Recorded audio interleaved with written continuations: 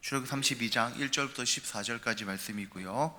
구약 131페이지쯤에 있습니다. 구약 131페이지쯤에 있습니다. 한 절씩 교독하도록 하겠습니다.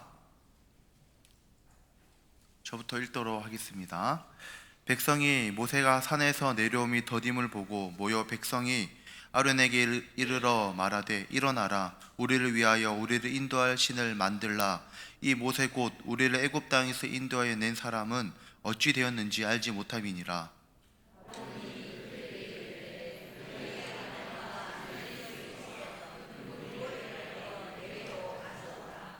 모든 백성이 그 귀에서 금고리를 빼어 아론에게로 가져가매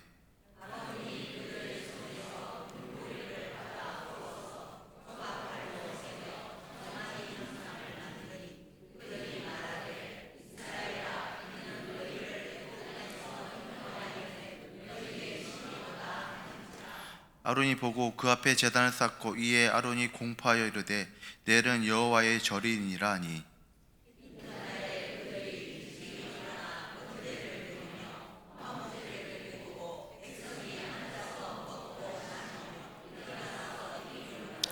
여호와께서 모세에게 이르시되 너는 내려가라, 내가 애굽 땅에서 인도해 낸 내 백성이 부패하였도다.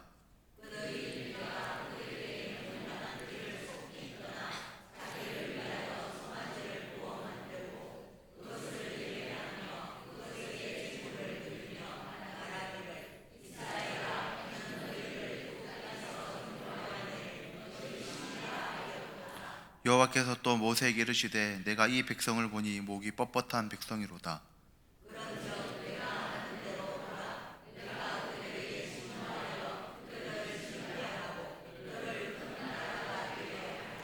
모세가 그의 하나님 여호와께 구하여 이르되 여호와여 어찌하여 그 큰 권능과 강한 손으로 애굽 땅에서 인도하여 내신 주의 백성에게 진노하시나이까.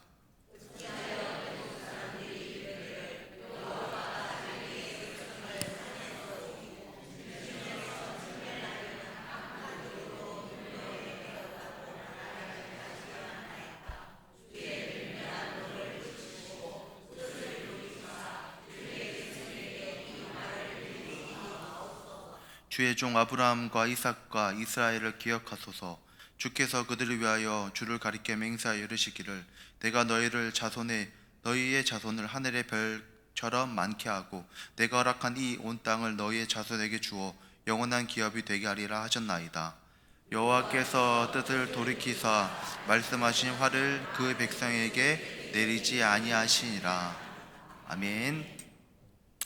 네, 반갑습니다. 우리 앞뒤 좌우로 이렇게 한번 인사해 보면 좋을 것 같습니다.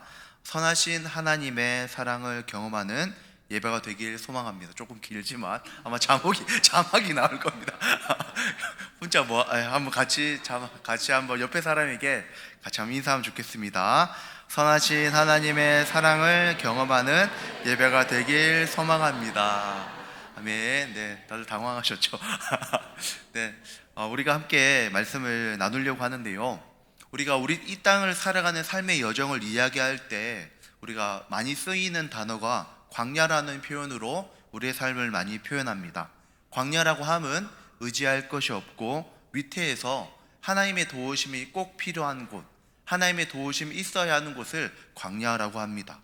그래서 우리의 삶도 생각을 해보면 우리의 삶도 하나님의 도움이 절실하고 또 험난하고 또 변화무쌍한 것이죠. 그런 것이 광야와 우리 삶이 참 많이 닮아 있습니다. 그래서 그들의 모습, 이스라엘 백성들의 모습을 보면 어렵지 않게 우리와 닮아 있다라는 것을 볼 수 있습니다. 그래서 그들의 모습을 볼 때 한편으로는 답답하기도 하고 한편으로는 막 화가 날 때도 있고 또 어떨 때는 치근하고 연민을 느낄 때 또한 있습니다. 그래서 오늘 말씀을 우리가 읽을 때에 오늘은 너무나도 유명한 황금 송아지 우상의 모습이 있습니다. 그래서 이것을 보면서 우리에게도 참 여러 가지 감정을 일으키는 본문이라고 할 수 있습니다.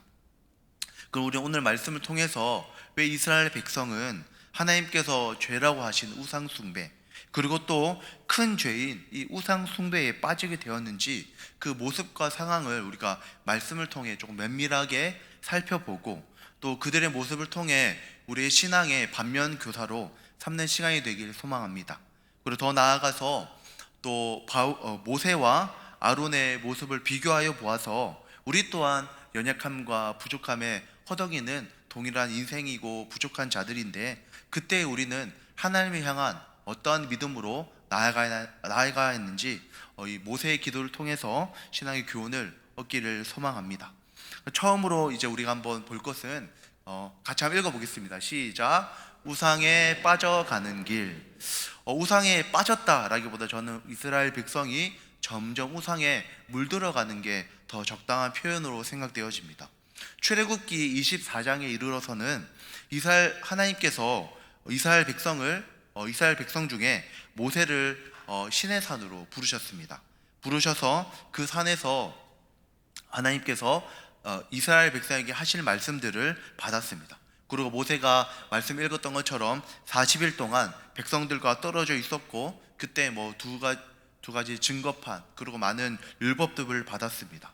많은 학자들이 이때의 상황을 어떻게 표현하냐면은, 이 모세가 시내산을 올라갔을 때 하나님 임재의 상징으로 여겨지던 불기둥과 구름기둥이 시내산으로 이동했다라고들 많이 해석합니다.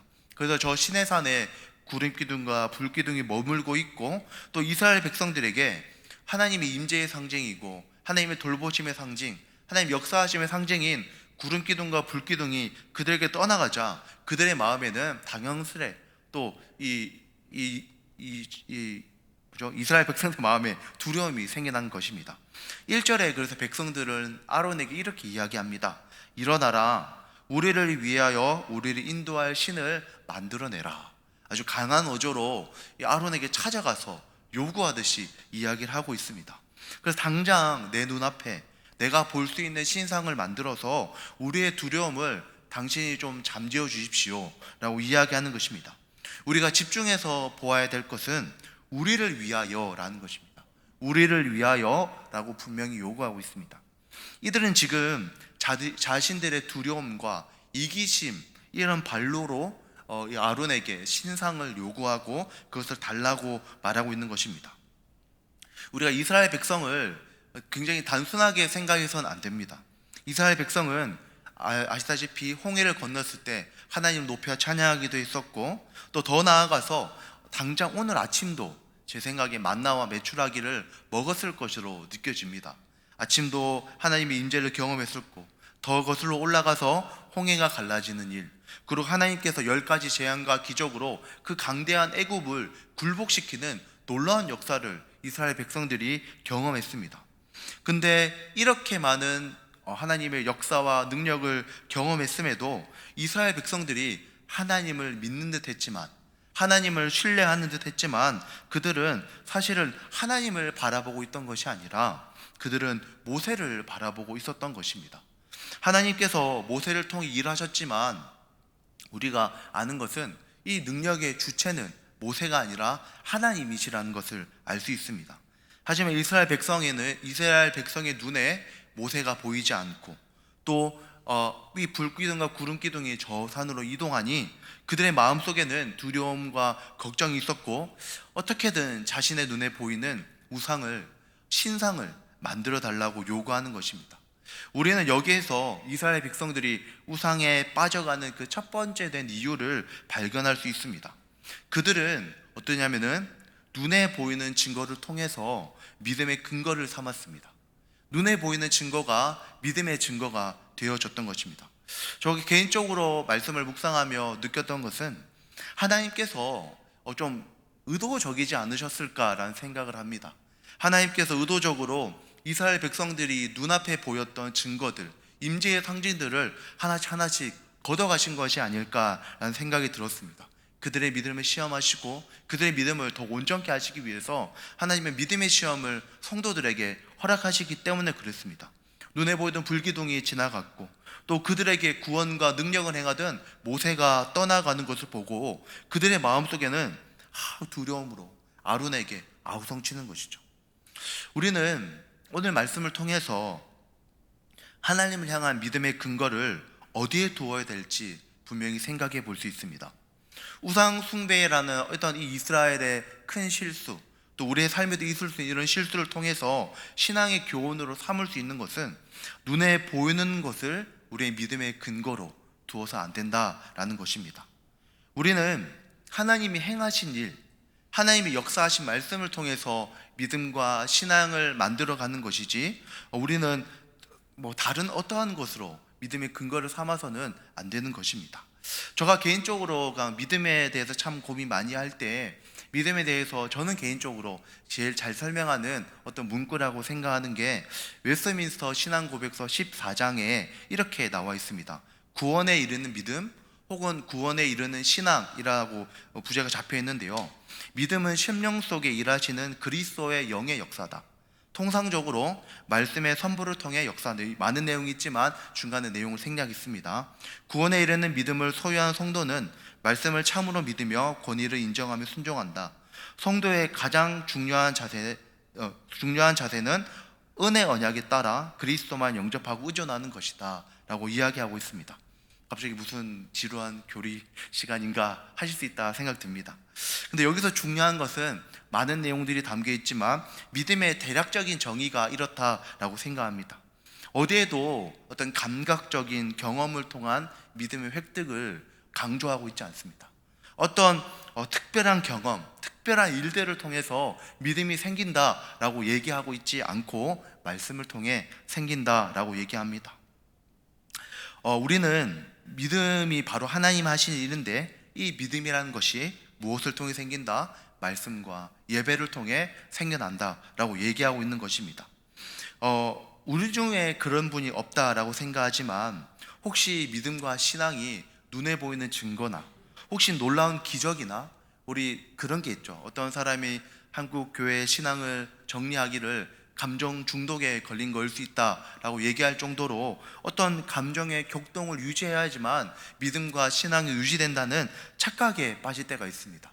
근데 만약에 그렇게 좀 건전하지 못한, 올바르지 못한 믿음에 대한 생각을 가질 때에 우리는 광야와 같은 이 신앙의 삶을 살아갈 때에 이스라엘이 범했던 우상 숭배와 같은 범죄를 범할 수 있습니다.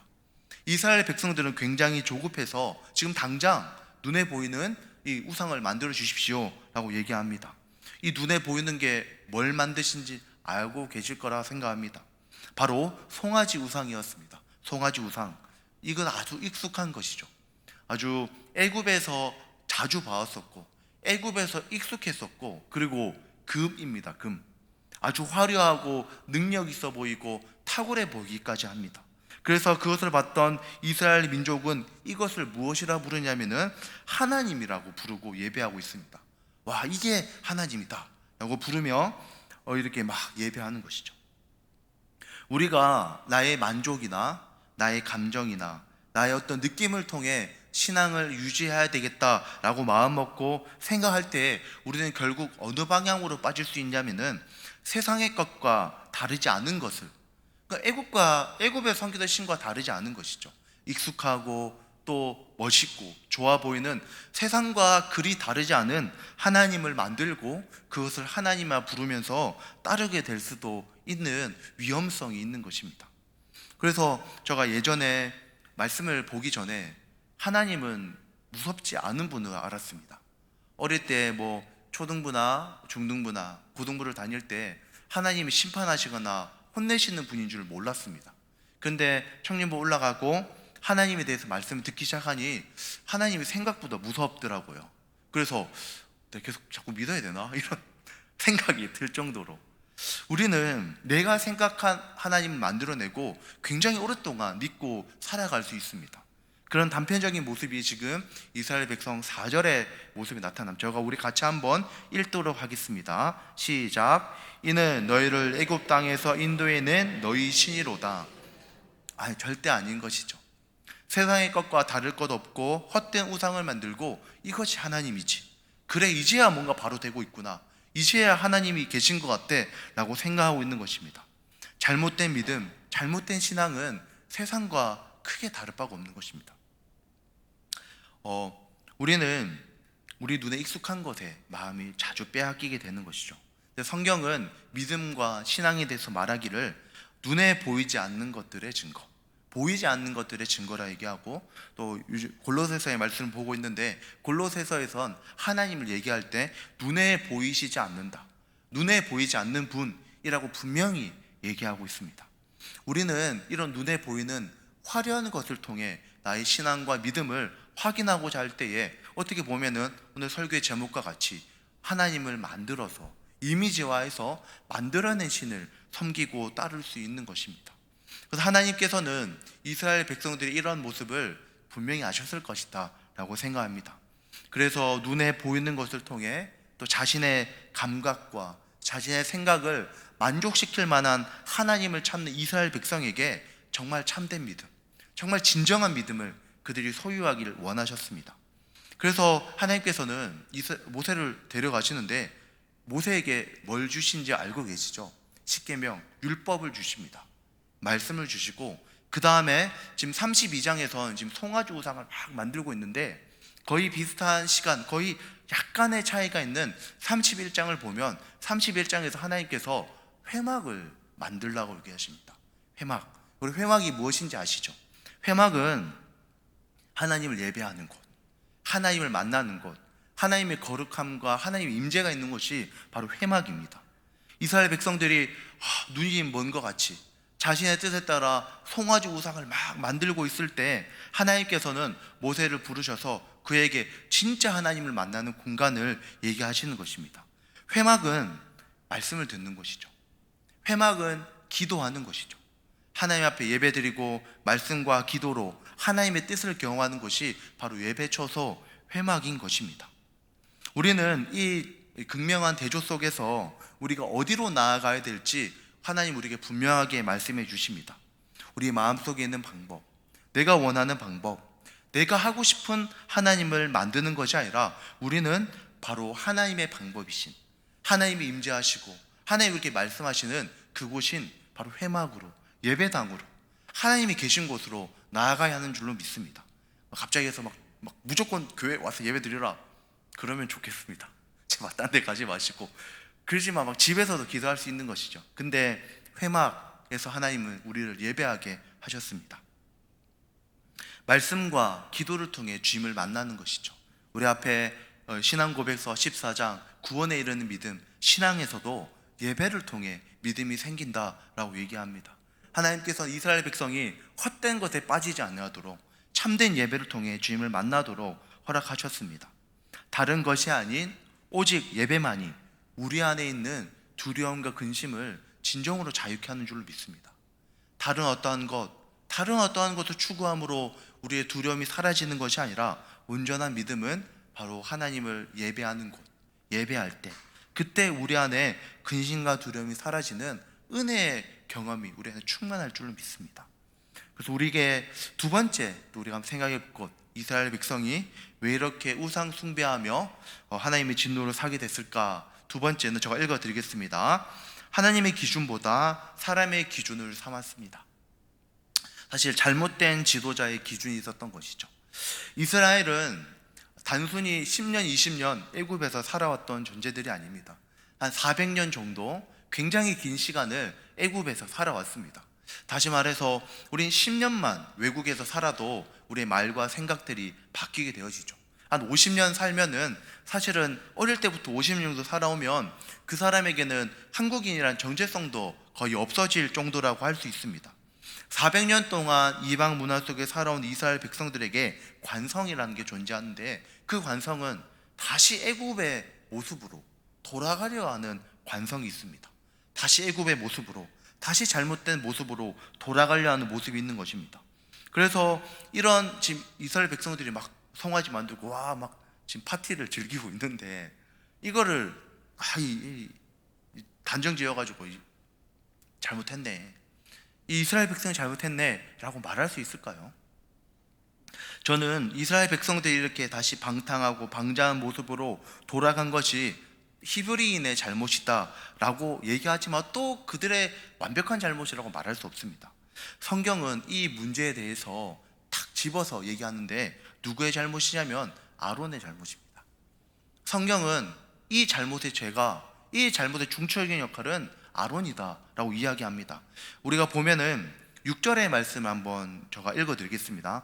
백성이 앉아 먹고 마시며 일어나 뛰놀더라 라고 되어 있습니다.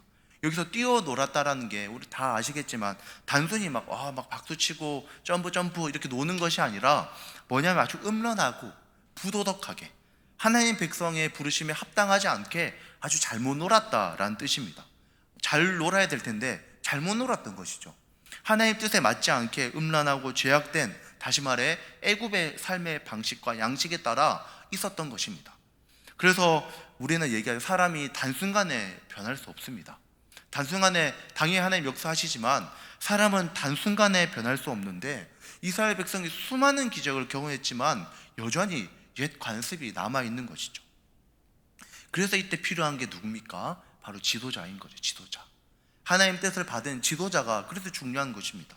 지도자가 바른 길을 이야기하고 바른 성경에 대해 얘기해 줘야 되는데 아론은 성경에서 생각보다 대단한 자로 나타냅니다. 모세보다 말도 잘했었고 언변이 뛰어났습니다. 모세가 두려워하니까 저가 막 두려워 걱정하고 있는데 막 제 옆에 막 하율이 붙여주면 더 겁나잖아요. 두려워 걱정하고 있는데 그때 뭐 이용배 목사님이나 김건희 목사님이나 담임 목사님 딱 계시면 막 힘이 나는 것처럼 모세에게 아론은 그런 든든한 존재, 말 잘하고 대변 잘해주고 이런 존재였던 것이죠. 그런데 이런 탁월한 아론이 어땠냐면은 이스라엘 백성을 바른 길로 인도하지 못했다라고 합니다. 우리 25절을 같이 한번 읽어보도록 하겠습니다. 시작. 모세가 본즉 백성이 방자하니 이는 아론이 그들을 방자하게 하여 원수의 조롱거리가 되게 하였습니다. 여기서 방자하다라는 뜻은 파루아라는 단어인데요, 원어적으로 보면은 면제하다 이런 뜻입니다. 그 다음에 통제를 벗어나게 하다, 그리고 우상을 섬기며 굴레, 그러니까 하나님 뜻에 살아가게 하는 것, 굴레를 완전 벗어버리고 제 마음대로 날뛰다, 이런 의미가 담겨 있습니다. 다시 말해 이 아론이 이 모세가 없는 이 잠깐의 시간 동안 어떻게 했었냐면은 이스라엘 백성에게 방자하게 했던 것이죠. 그를 하나님의 뜻에 따라 바르게 우상 앞에서 마치 자기의 욕구대로 원하는 대로 하도록 내버려 두었다라는 뜻입니다. 이들은 하나님을 찬양하고 예배하고 구원도 경험하고 보았습니다. 하지만 이들은 너무나도 쉽게 예전 모습으로 돌아갔던 것입니다. 모세는 이 모든 탓이 아론에게 있다라고 얘기합니다. 그리고 금을 다 모아서 금을 만들고 송아지를 만들고 이것이 하나님이다. 야, 너희도 두려웠지? 이제 탁월한 송아지 신이 있다. 이렇게 하는 것입니다. 아론은 탁월한 말주변을 가진 자였다고 합니다. 아론은 그 탁월한 말로 이 두려워하는 백성들을 진정시키거나 혹은 하나님의 뜻이 이러니 좀 기다려라 라고 얘기하던가, 아니면 백성들을 잘 통솔하기보다 이스라엘 백성들의 그 두려운 마음, 그 죄악된 마음을 부추겼던 것이죠. 이를 통해 그가 어떤 리더인지 어렵지 않게 짐작할 수 있습니다. 그들은 아론은 명령하고 기준을 얘기하기보다 무엇이 옳고 그른지 그거에 대한 판단보다 지금 상황의 수습에 대한 어떤 맥락을 가진, 상황 수습과 이들을 진정시키는 것에 맥락을 가진 지도자였음을 알 수 있습니다. 그래서 이스라엘의 타락과 방종은 이렇게 얘기하기로는 바로 아론의 문제다라고 하는 것입니다. 우리 흔히 그런 말들을 합니다. 좋게 하는 것이 좋지 않겠습니까? 좋은 것이 좋은 것이죠. 이렇게 얘기하고 저도 좋게 하는 걸 너무 좋아합니다. 그런데 성경에서는 그런 뜻에 대해서 조금은 냉정하게 얘기하는 것을 볼 때가 있습니다. 마음이 아프기도 하지만 하나님께서는 하나님의 뜻과 위배되는 것에 있어서 일절 그러한 자세를 받아들여 주시지 아니하시는 것을 말씀을 통해 알 수 있습니다. 분명 하나님 뜻은 아니지만 이건 아닌 것 같은데 사람들이 좋아할 것 같고 이 혼란이 진정될 것 같고 또 왠지 인정도 받고 괜찮을 것 같은데 그런 생각이 들 때가 있는 것이죠. 하지만 지도자라면 또 인도자라면 어떤 감수가 있더라도 하나님의 뜻을 얘기하고 이야기해야 되는 게 바른 지도자인 것입니다. 이제 지도자라니 부장 집사님이나 목회자나 교육자를 생각하게 되는데요, 그렇지 않죠. 우리가 각 처소의 지도자입니다.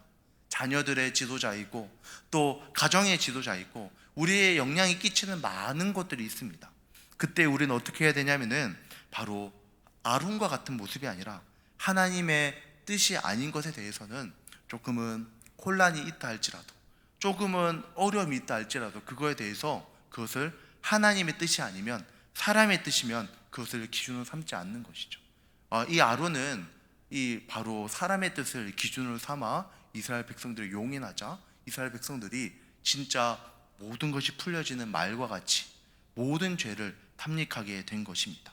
그래서 오늘 말씀을 통해서 이스라엘 백성 우상에 빠진 두 가지 이유를 살펴보았습니다. 첫 번째는 눈에 보이는 것을 믿음의 주체로 삼았던 것이죠. 눈에 보이는 화려한 것들, 그것이 아니죠. 우리가 믿음을 가지는 것은 주를 향한 예배와 말씀을 통해 믿음이 생겨나는 것입니다. 세상에 절대 그것이 나쁘다는 건 아니지만 어떤 것을 주시면 믿겠습니다, 이런 것도 참 잘못된 믿음의 한 결 중에 하나인 것이죠. 말씀과 기도 중에 그 회막에서 믿음이 생겨나는 것입니다. 그리고 또한 두 번째로 사람의 기준이 아닌 하나님의 뜻과 기준을 따르는 자가 되어야 합니다.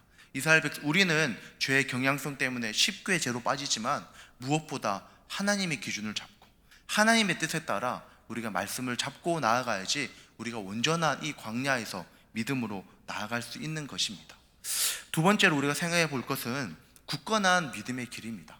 지금 이스라엘 백성들이 막 지금 너무 좋지 않은 모습, 그리고 아론도 지도자이니까 어떻게 진정시켜야 되니까 막 해서 했는데 오히려 더 큰 죄악에 빠지게 되는 그런 상황 속에 우리가 이 지금 유일하게 정신 차리고 있는 한 사람 모세를 볼 필요가 있는 것이죠. 지금 이스라엘 백성은 어떠한 제어도 없이 완벽하게 타락의 길로 달려나가고 있습니다. 9절과 10절을 제가 한번 읽어드리겠습니다. 여호와께서 또 모세에게 이르시되 내가 이 백성을 보니 목이 뻣뻣한 백성이로다. 그런즉 내가 하는 대로 두라. 내가 그들에게 진노하여 그들을 진멸하고 너를 큰 나라가 되게 하리라 라고 얘기하시. 목이 뻣뻣하다라는 것은 목에 담이 왔다 이런 뜻이 아니라 굽히지 않는 거죠. 하나님의 뜻이 분명하여도 자신의 뜻을 굽히지 않는 아주 고집센, 아주 소 같은 그 고집센 소같이 하나님의 뜻을 듣지 않는 그런 게 이스라엘 백성인 것입니다. 그래서 하나님이 다 진멸하고 새로 시작하자라고 얘기하십니다. 그래서 모세 또한 하나님이 급히 내려가서 보니까 개판인 겁니다. 하나님 뜻대로 해야 된다고 막 이렇게 했는데 먼저 갑자기 환경만 바뀌지 애굽이에요. 노는 게 완전 애굽 사람처럼 하고 있으니까 이게 안타까운 거죠, 모세도. 그래서 이런 상황 속에서 하나님께서는 모세가 하나님이 향한 고백 속에서 우리 또한 어떤가요? 우리 또한 실수할 수 있죠. 우리 또한 죄에 빠지면 안 되겠지만 죄가 우리를 막 이렇게 유혹할 때 우리가 이겨내지 못하는 순간이 때때로 있습니다.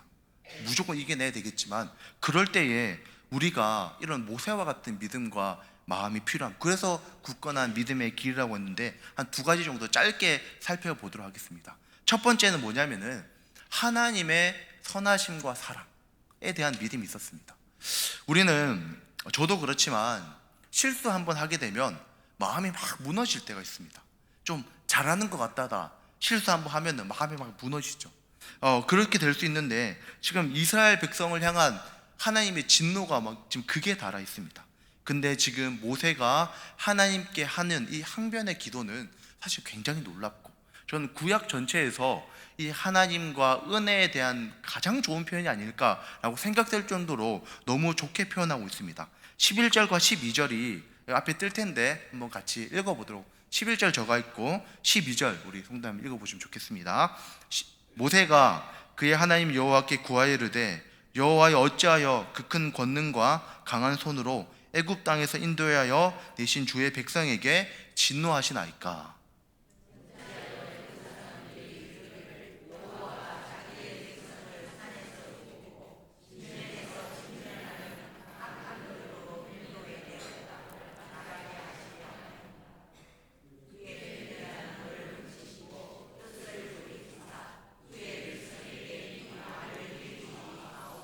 아멘.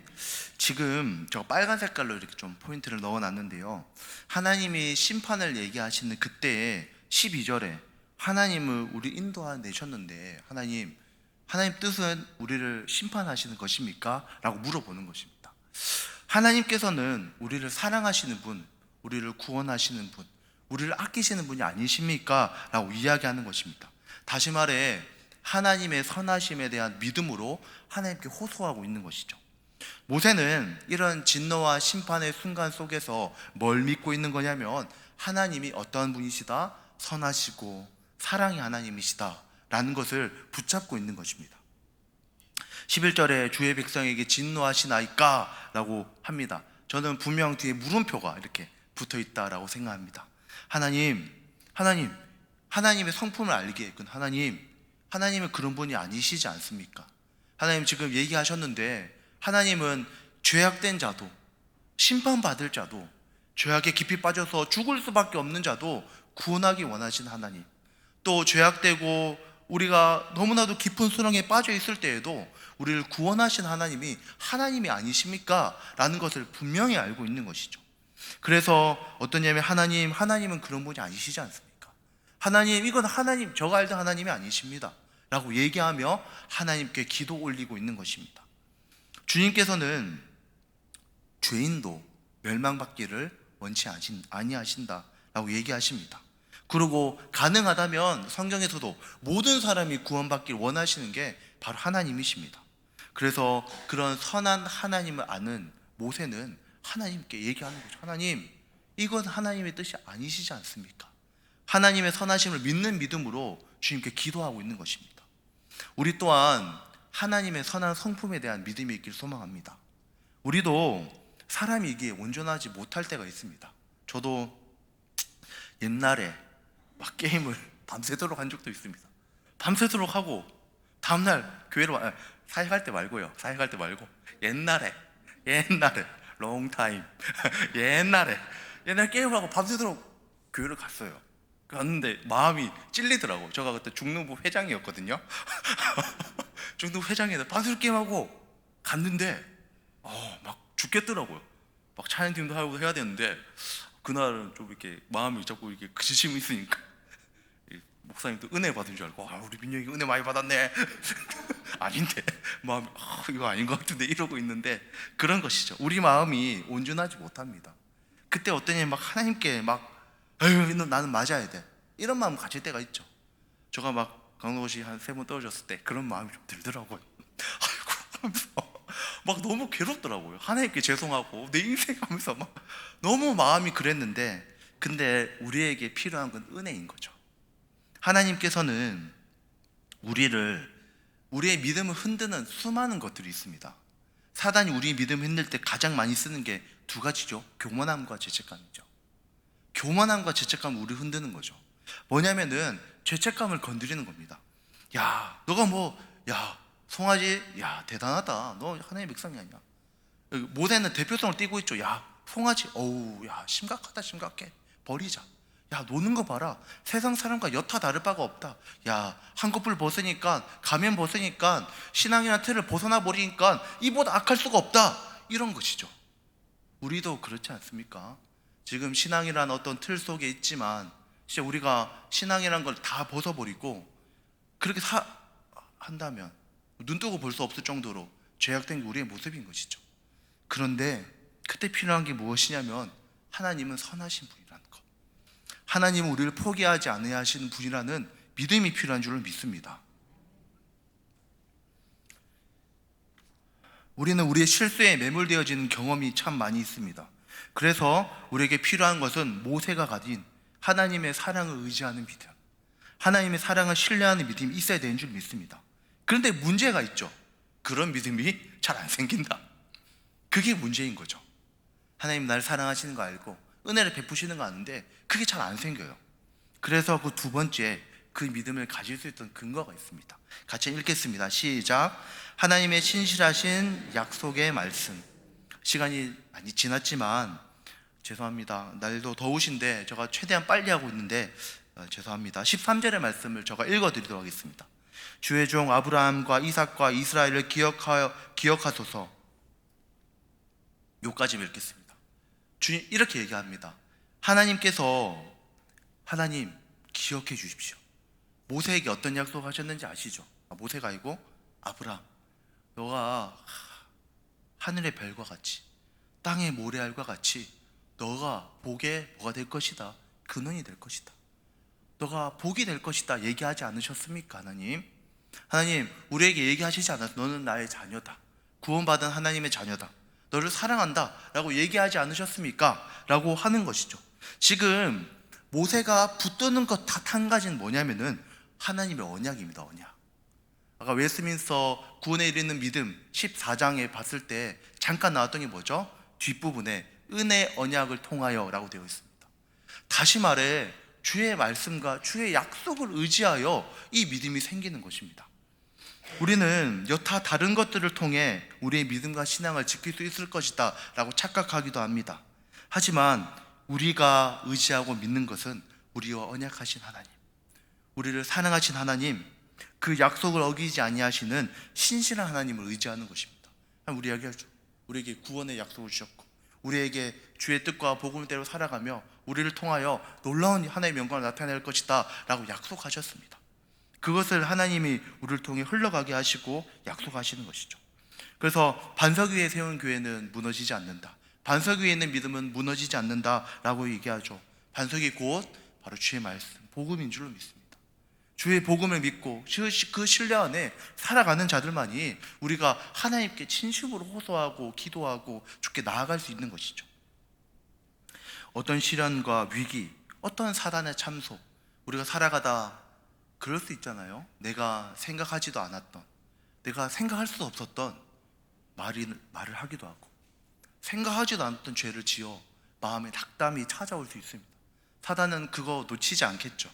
어떻게든 예배 못 나가게 하고 어떻게든 부끄러움을 줘서 하나님의 백성으로 살아가지 못하게 하는 게 그 사단의 너무나도 큰 작전인데, 그때 우리는 어떻게 해야 될까요? 하나님 언약의 말씀을 기억하는 것, 신뢰하는 것이죠. 모세가 그 순간에 아브라함의 주의 종 아브라함과 이삭과 이스라엘을 기억해 주십시오 라고 기도하는 것과 같이 우리 안에 하나님께 그렇게 기도하는 자들 되어졌으면 좋겠습니다. 설교 제목을 기억하시고 계시죠? 설교 제목이 뭐였는지 기억나십니까? 나를 위한 하나님을 만들지 마십시오입니다. 우리는 우상과 같이 내가 원하는 하나님을 만들고 그렇게 하면 결국 어떻게 될까요? 우리는 믿음을 유지할 수 없을 것입니다. 우리는 우리의 믿음을 나의 감정과 생각, 나의 뜻에 둬서 안 되고 주의 복음과 주의 말씀에 둬서 사단의 참소에도 말씀의 검으로 승리하고 믿음의 방패로 막아내는 그런 성도가 되기를 진심으로 소망합니다. 우리도 광야에서 무참히 무너지고 넘어지고 어려울 때가 있습니다. 그때 우상의 하나님이 아니라 아까 얘기했던 어디로 나아가야 될까요?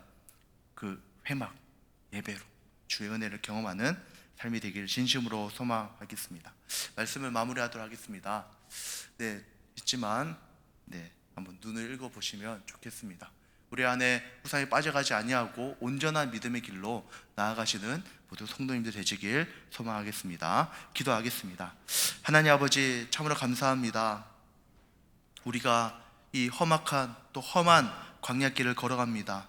아버지 하나님, 우리 눈에 보이는 것으로 믿음의 근거 삼지 않게 하여 주시고 만들어낸 내가 만들어낸 하나님이 아니라 예배 속에 주님을 경험하고 또 모세가 그 믿음에 휘청거리는 순간 하나님의 놀라운 무서운 진노와 믿음이 흔들리는 그 순간에도 하나님을 의지하고 하나님의 말씀을, 하나님의 언약을 기억했던 것처럼 우리 또한 넘어지는 그 순간에, 넘어질 것 같은 그때 주의 말씀을 기억하며 복음의 하나님, 복음의 예수님, 은혜의 예수님을 기억하며 또 다시 한번 일어나는 신앙이 되어줄 수 있도록 역사해 주십시오. 감사합니다. 예수님의 이름으로 기도합니다. 아멘.